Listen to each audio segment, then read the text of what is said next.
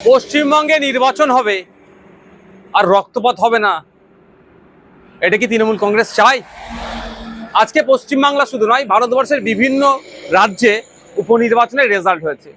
আমার এখনো পর্যন্ত কোনো খবর পাইনি ওখানে কোনো কোনো ঘটনা ঘটেছে, কিন্তু দুর্ভাগ্য আমাদের পশ্চিমবাংলায় একটা উপনির্বাচনে একটি ফুটফুটে ক্লাস 4-এর 9-10 বছরের বাচ্চা মেয়েকে খুন হতে হলো। অভিযোগ কি? যে তৃণমূলের ছোড়া বোমের আঘাতে ওই বাচ্চা মেয়েটির মৃত্যু হয়েছে। হ্যাঁ, আমি আবারও বলছি, পশ্চিমবঙ্গে নির্বাচন হবে আর পিছড়েবাগের মুসলমান খুন হবে না, পশ্চিমবঙ্গের নির্বাচন তো অসম্পূর্ণ থাকবে।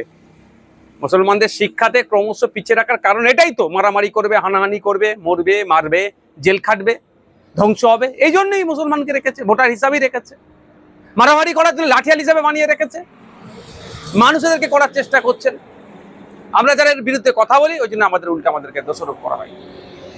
এই যে ঘটনা ঘটেছে, রাজ্য সরকারকে প্রকাশ্যে ক্ষমা চাওয়া দরকার। সাথে সাথে ওই যারা দুষ্কৃতী সমাজ বিরোধীদের দাপাদাপি যারা চলছে, তাদেরকে ধরে ঘাড় ধরে জেলের মধ্যে রাখা দরকার। ইলেকশন কমিশন অফ ইন্ডিয়া কি করছে? সম্পূর্ণরূপে পশ্চিমবাংলায় শান্তিপূর্ণ নির্বাচন করতে ব্যর্থ হয়েছে।